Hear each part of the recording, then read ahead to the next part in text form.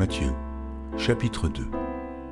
Jésus étant né à Bethléem en Judée, au temps du roi Hérode, voici, des mages d'Orient arrivèrent à Jérusalem et dirent « Où est le roi des Juifs qui vient de naître? Car nous avons vu son étoile en Orient, et nous sommes venus pour l'adorer. » Le roi Hérode, ayant appris cela, fut troublé, et tout Jérusalem avec lui. Il assembla tous les principaux sacrificateurs et les scribes du peuple, et il s'informa auprès d'eux où devait naître le Christ. Et ils lui dirent à Bethléem, en Judée, car voici ce qui a été écrit par le prophète. Et toi, Bethléem, terre de Juda, tu n'es certes pas la moindre entre les principales villes de Juda, car de toi sortira un chef qui paîtra Israël, mon peuple. Alors Hérode fit appeler en secret les mages et s'enquit soigneusement auprès d'eux depuis combien de temps l'étoile brillait. Puis il les envoya à Bethléem en disant « Allez, et prenez des informations exactes sur le petit enfant. Quand vous l'aurez trouvé, faites-le moi savoir, afin que j'aille aussi moi-même l'adorer. » Après avoir entendu le roi, ils partirent. Et voici, l'étoile qu'ils avaient vue en Orient marchait devant eux jusqu'à ce qu'étant arrivée au-dessus du lieu où était le petit enfant, elle s'arrêta. Quand ils aperçurent l'étoile, ils furent saisis d'une très grande joie. Ils entrèrent dans la maison, virent le petit enfant avec Marie, sa mère, se prosternèrent et l'adorèrent. Ils ouvrirent ensuite leur trésor et lui offrirent en présent de l'or, de l'encens et de la myrrhe. Puis, divinement avertis en songe de ne pas retourner vers Hérode, ils regagnèrent leur pays par un autre chemin.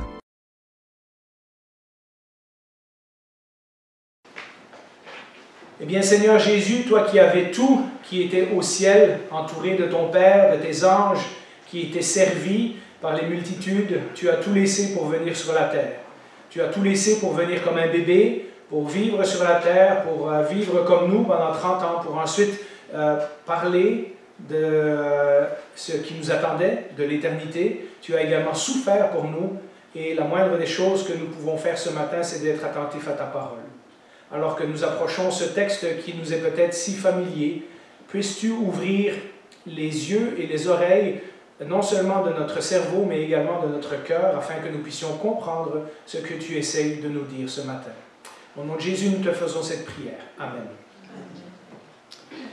Alors, j'ai intitulé le message d'aujourd'hui « Ce que signifie Noël ». C'est le numéro 3 dans la série, donc la quête, où j'aurais pu mettre la recherche, mais ça, je l'avais mis plus loin dans mon texte, donc j'ai mis la quête. Et on parle de la quête des mages. Et si vous vous rappelez les messages des dernières années, nous avons passé de nombreux dimanches dans les 2-3 derniers Noëls à parler des événements historiques et géographiques qui entouraient la fête de Noël. Parce que nous aimerions savoir, en tant que chrétiens, si ce que nous croyons est une légende ou si ce que nous croyons est basé sur des faits historiques. Et donc, nous avons décortiqué pendant plus d'une dizaine de messages beaucoup de détails historiques et géographiques sur la terre, sur le récit de Noël.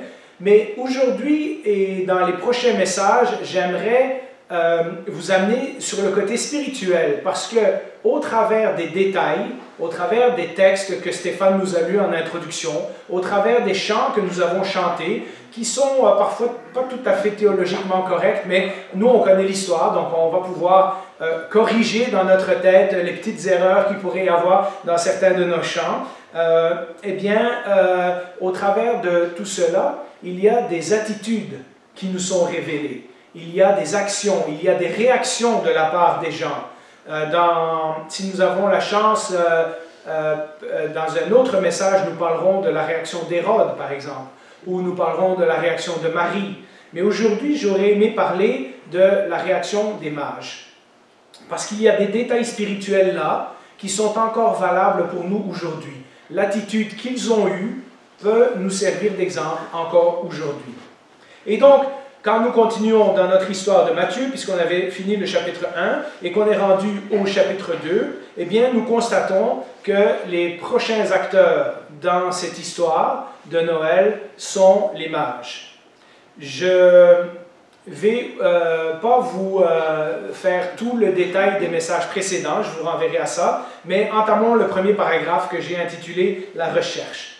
Parce que ces mages, nous en avons parlé en long et en large, ont passé du temps à chercher Jésus. Ils ne sont pas tombés par hasard sur un petit village où ils ont vu une fête et ils ont décidé d'aller se joindre à la fête et tout à coup, c'était quelqu'un qu'on disait qui était le roi des Juifs.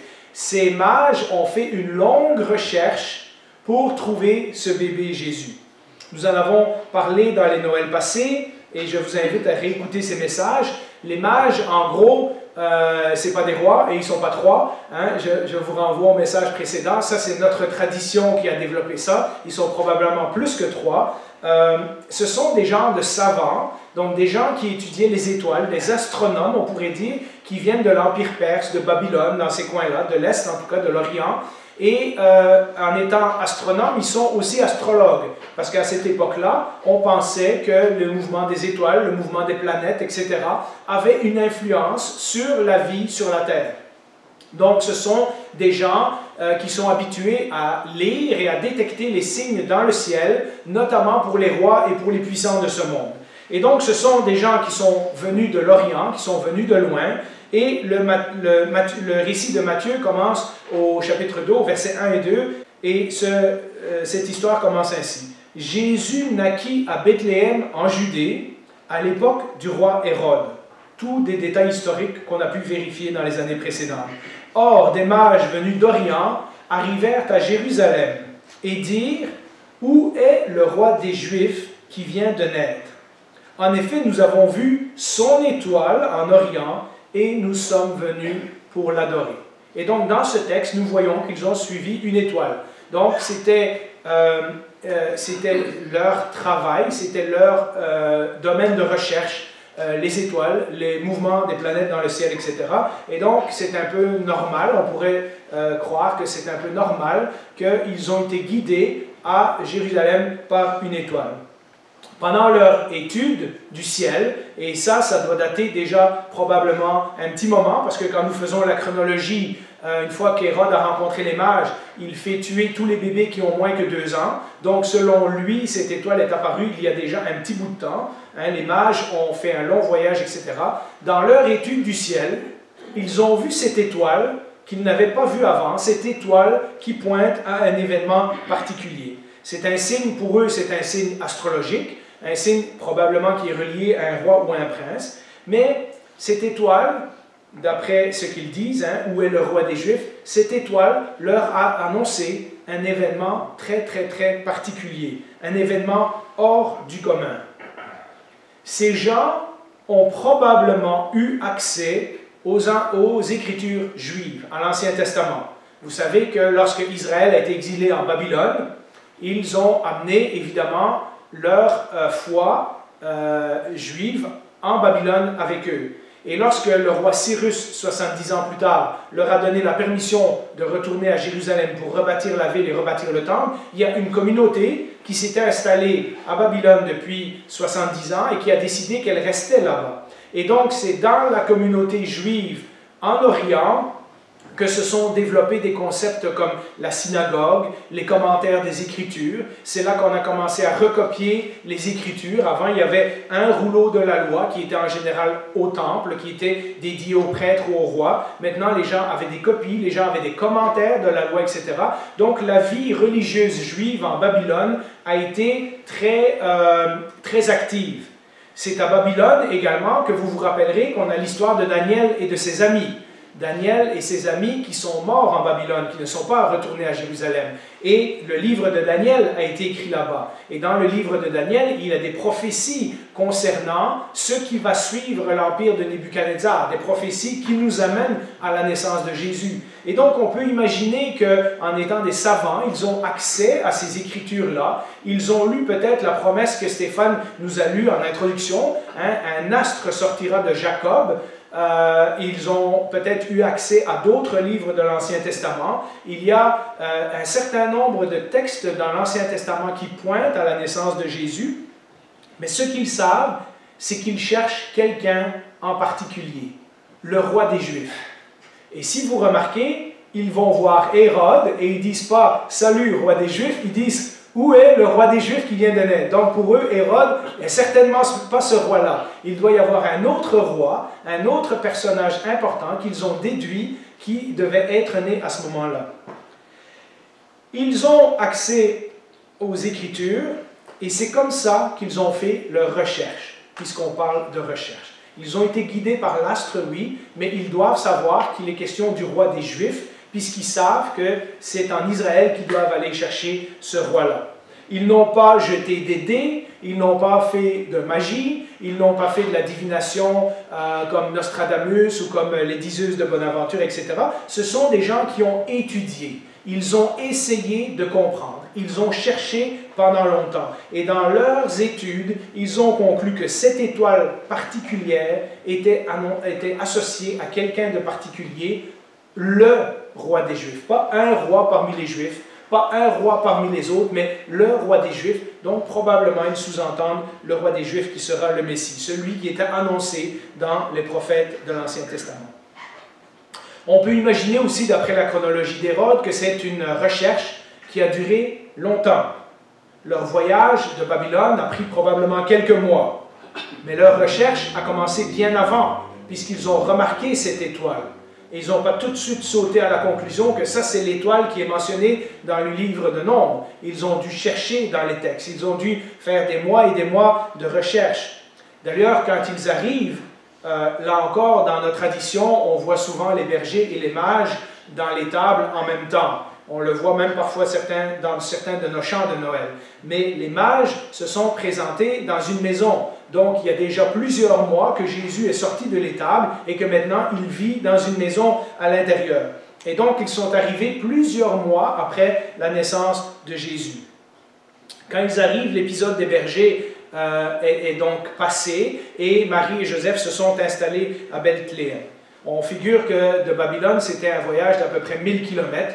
Donc, c'est déjà plusieurs semaines, même à dos de chameau, à dos de cheval. Ils ont pris la peine de préparer des cadeaux de grande valeur. C'est probablement pas quelque chose qu'ils avaient dans un coffre-fort chez eux. Donc, ils ont dû acheter ces cadeaux, etc. Toute cette attitude, tout leur investissement de temps et d'argent et d'énergie montre que cette recherche est sérieuse et que cette recherche est personnelle. En effet, c'est un groupe de mages qui est venu, et ce n'est pas tous les mages, c'est un groupe en particulier. Et vous savez, encore en ce Noël, il y a des gens comme les mages qui cherchent. Ça fait longtemps qu'ils cherchent. Ils ont entendu des histoires, ils ont peut-être lu la Bible à un moment donné ou l'autre, ils ont été à une messe de minuit ou à un culte de Noël, mais ils cherchent encore. Ils mettent des bouts ensemble, ils lisent des livres, ils parlent à des croyants et ils cherchent. Et ils viennent de toutes sortes de directions, de toutes sortes d'endroits, de toutes sortes d'arrière-plans. Dans Acte 17, au verset 27, lorsque Paul était à Athènes et qu'il avait vu tous les dieux que les Athéniens avaient, il leur a dit ceci: Dieu a voulu qu'ils le cherchent, qu'ils cherchent le Seigneur et qu'ils s'efforcent de le trouver, mais en tâtonnant, bien qu'il ne soit pas loin de chacun de nous. Et il y a des gens comme les mages qui cherchent, et qui cherchent en tâtonnant, qui savent plus ou moins ce qu'ils cherchent, parce que remarquez que les mages arrivent à Jérusalem. Or, Michée avait prédit que le Messie serait né à Bethléem, et donc ils n'ont probablement pas accès aux prophéties de Michée. Ils ont lu les autres textes, ils sont venus à Jérusalem, qui était la capitale, qui aurait semblé l'endroit logique pour un roi qui devait naître, mais c'est des gens de l'entourage d'Hérode qui doivent leur indiquer « Non, non, il y a un autre texte qui dit que le Messie va être né à Bethléem. » Ils n'ont pas lu ce texte qu'on trouve dans la suite du récit. On va le lire maintenant au verset 3 jusqu'au verset 7. « Quand le roi Hérode apprit cela, il fut troublé, et tout Jérusalem avec lui. Il rassembla tous les chefs des prêtres et les spécialistes de la loi que comptait le peuple et leur demanda où le Messie devait naître. » Donc Hérode a très bien compris la question. Il sait très bien que ces mages sont en train de parler du Messie. Ils lui dirent « À Bethléem en Judée, car voici ce qu'a écrit le prophète. Et toi, Bethléem, terre de Juda, tu n'es certes pas la plus petite parmi les principales de Juda. » Ça, c'est le chant qu'on vient de chanter. « Car de toi sortira un chef qui prendra soin d'Israël, mon peuple. » Et le texte continue. « Alors Hérode fit appeler en secret les mages. Il s'informa soigneusement auprès d'eux du moment où l'étoile était apparue. » C'est pour ça que je vous dis que c'est probablement un voyage qui a commencé 1 ou 2 ans déjà, une recherche qui a commencé 1 ou 2 ans auparavant. Puis il les envoya à Bethléem en disant « Allez prendre des informations exactes sur le petit enfant. Quand vous l'aurez trouvé, faites-le moi savoir, afin que j'aille moi aussi l'adorer. » Alors on parlera de l'attitude d'Hérode dans un prochain message. Aujourd'hui, on va se concentrer sur les mages. Ils ont donc cherché, mais ils ont besoin d'être guidés dans la bonne direction. Ils ont besoin que quelqu'un leur montre les dernières étapes pour arriver au bon endroit. Ils ont vu l'étoile, ils ont entendu les prophéties de l'Ancien Testament, mais ils ont besoin que quelqu'un leur lise le texte de la prophétie de Michée pour finalement comprendre que le Messie va naître à Bethléem.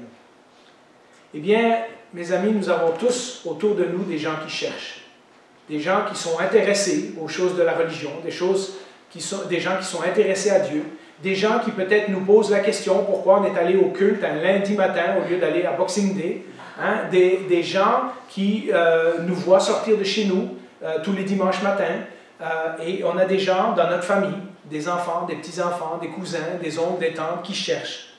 Et soyons attentifs, parce que c'est peut-être à nous, dans ce temps des fêtes, ce moment spécial où justement tout nous rappelle la naissance de Jésus, que nous pourrons, nous, à notre tour, les guider vers le Sauveur. Peut-être pas prendre la prophétie de Michée, mais un autre texte de la Bible et leur dire « Je sais ce que tu cherches. Moi, je peux te montrer où aller pour trouver ce roi. » Sinon, ils ne trouveront pas. Paul dit dans Acte 17, « Ils cherchent, mais en tâtonnant. » C'est-à-dire que des gens sont bien intentionnés, mais si on ne leur donne pas la direction de la parole de Dieu, ils ne trouveront pas. Ils vont trouver dans d'autres religions, ils vont trouver dans d'autres affaires, etc. Donc soyons attentifs aux gens qui cherchent. Guidons les gens vers Jésus et vers sa parole. Mais peut-être que cette recherche des mages, c'est votre histoire en ce moment. Peut-être que votre vie spirituelle a commencé aussi par vos propres recherches. La Bible nous dit dans plusieurs textes que Dieu attire à lui les gens qu'il veut sauver. Peut-être pensez-vous que votre présence ici à Noël 2022 est une coïncidence, ou encore que c'est vous-même qui avez choisi de venir ici aujourd'hui. Eh bien oui et non.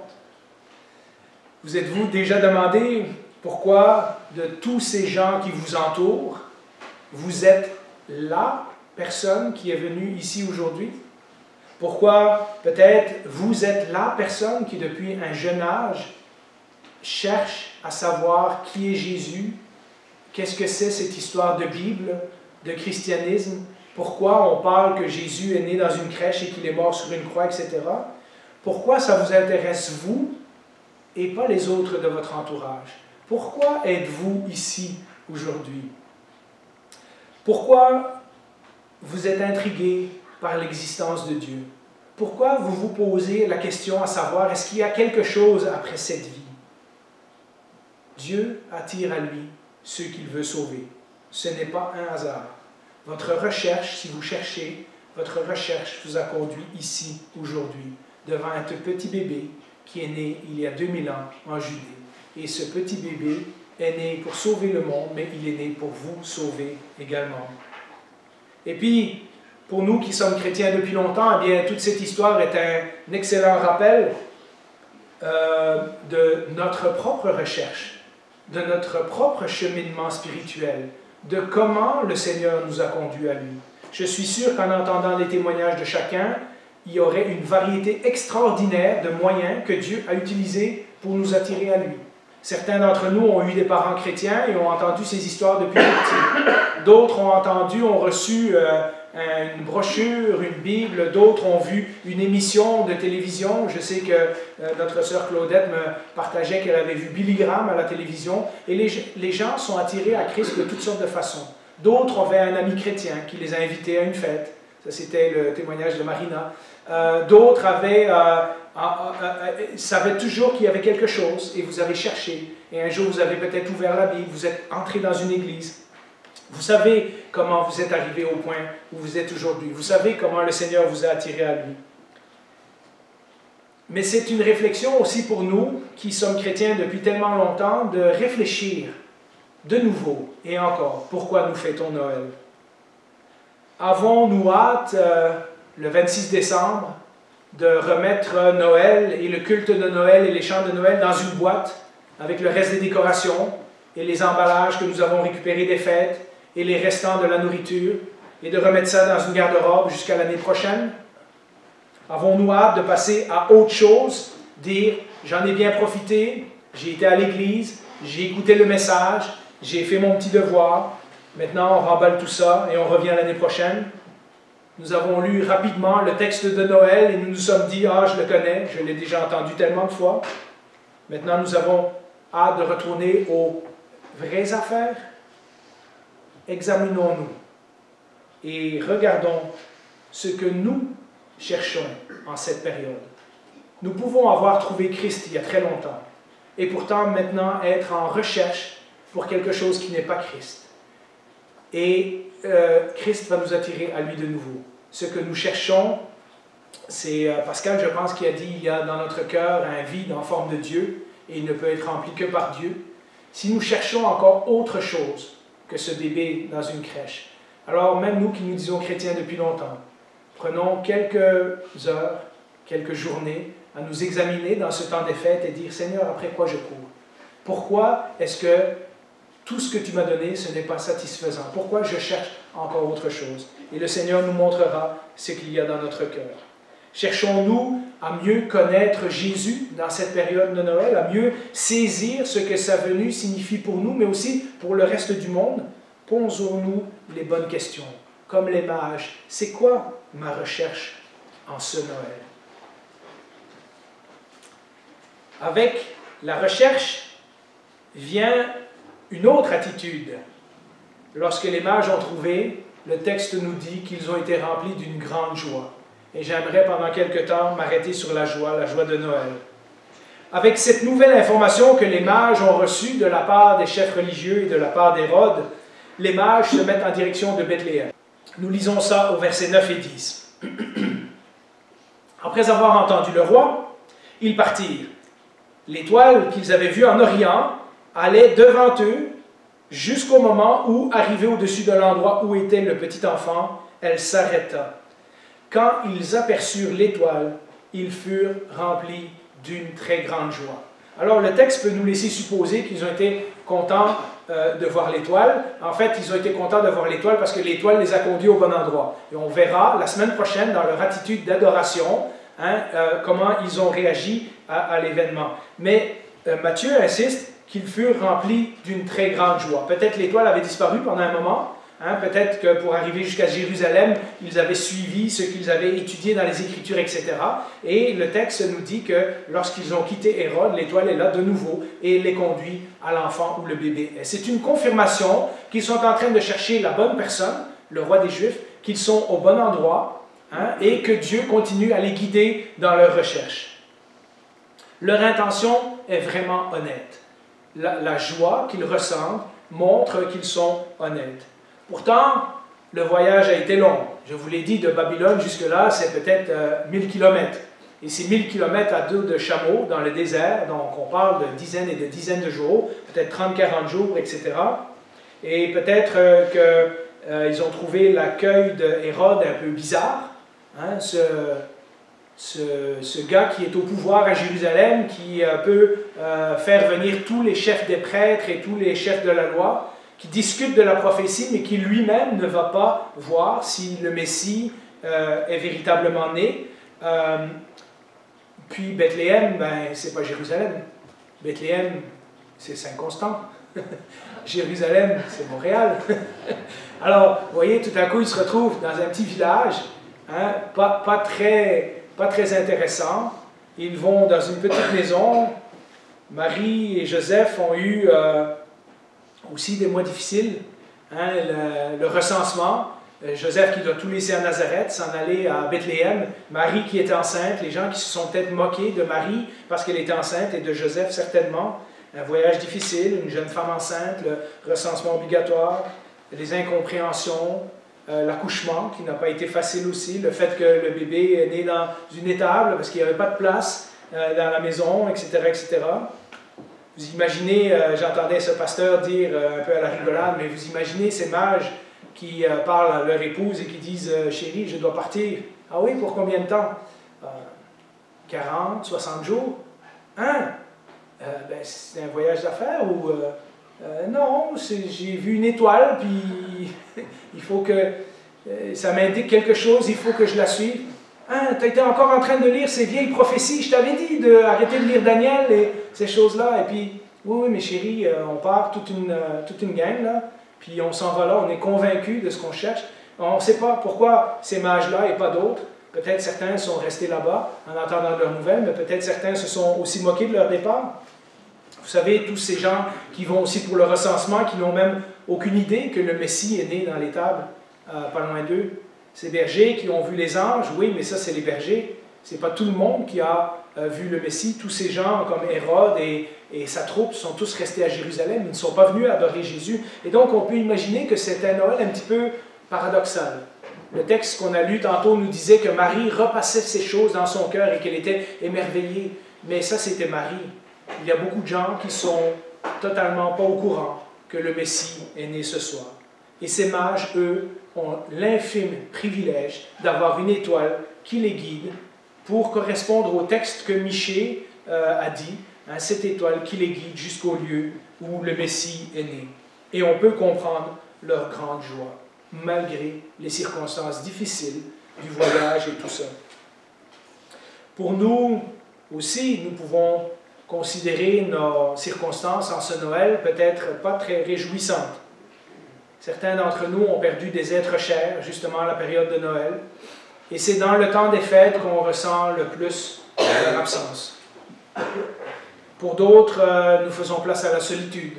Ça fait des années que nous sommes seuls, et un Noël tout seul, c'est pas drôle.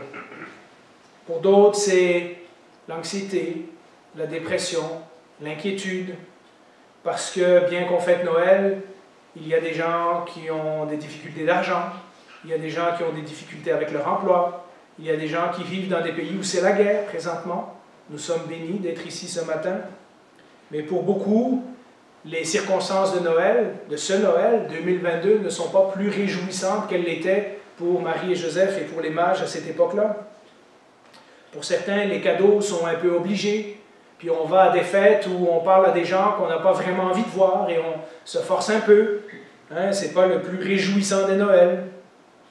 Et puis, il y a, vous savez, j'étais malade la semaine passée, mais bon nombre de nos frères et sœurs ont toutes sortes de choses, la COVID, la grippe, on a Roger qui s'est fait opérer, on a Jacques qui s'est fait opérer également, et quand on vous appelle, et c'est la fête de Noël, et puis vous allez à l'hôpital, mais vous n'avez pas le choix. Hein, il y en a d'autres qui ont des tests la semaine prochaine.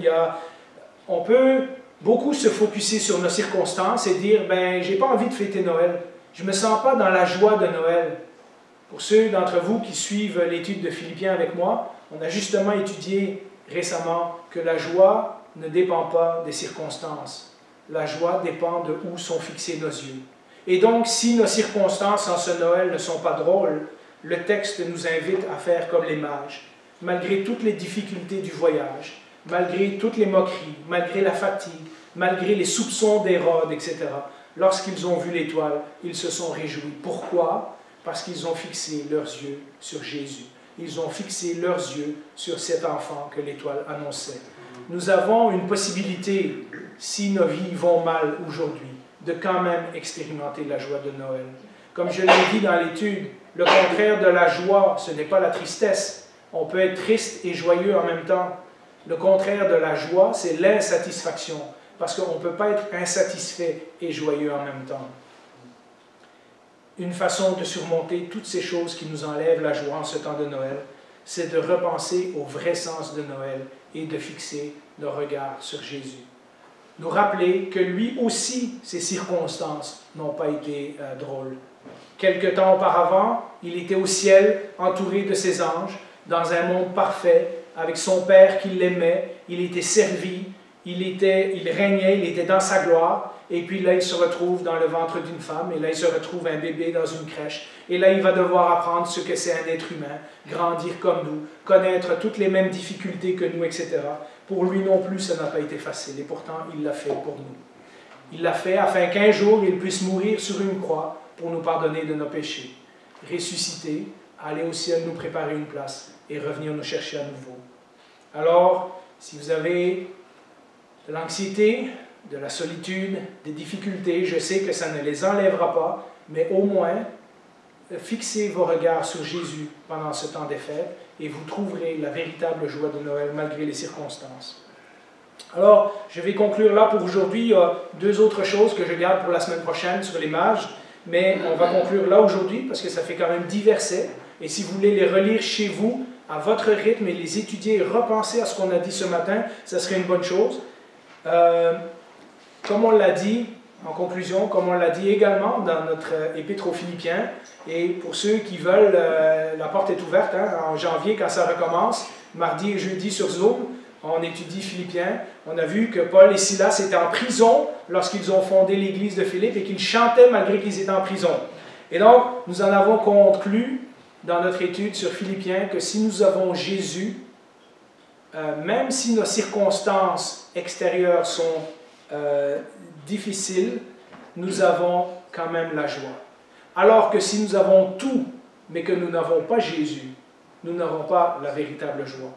Parce qu'avoir tout, mais tout ce qui est fragile, tout ce qui est temporaire, tout ce qui dans ce monde ne dure pas et finit par nous décevoir un jour ou l'autre, et ne pas avoir Jésus, c'est d'être les plus malheureux des hommes.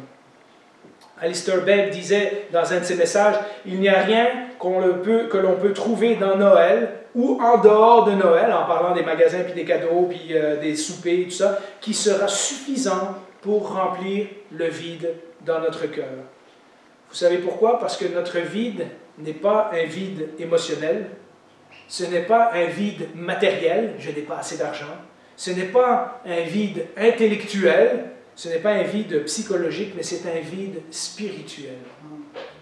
Et c'est pour ça qu'aucune des choses après lesquelles nous courons d'habitude, que ce soit l'argent, que ce soit le travail, que ce soit les cadeaux, que ce soit les soupers de famille, etc., aucune des choses après lesquelles nous courons d'habitude dans le temps des fêtes ne peut ultimement nous rendre véritablement heureux. Ça ne veut pas dire qu'on ne profite pas de ces choses, mais on en profite temporairement. Après ça, c'est à recommencer.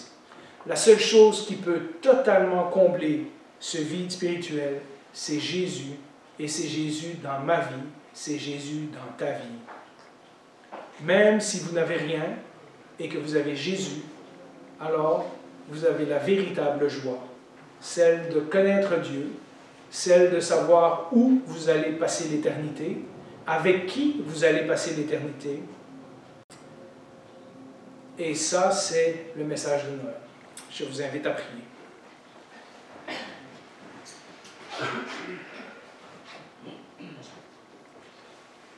Certaines des personnes qui ont assisté à ta naissance, comme le dit le chant, Seigneur, attendaient depuis 4000 ans la réalisation de tes promesses. Et nous voyons que tu as été fidèle. 4000 ans pour ta venue. Et nous, depuis, nous attendons depuis 2000 ans ta seconde venue.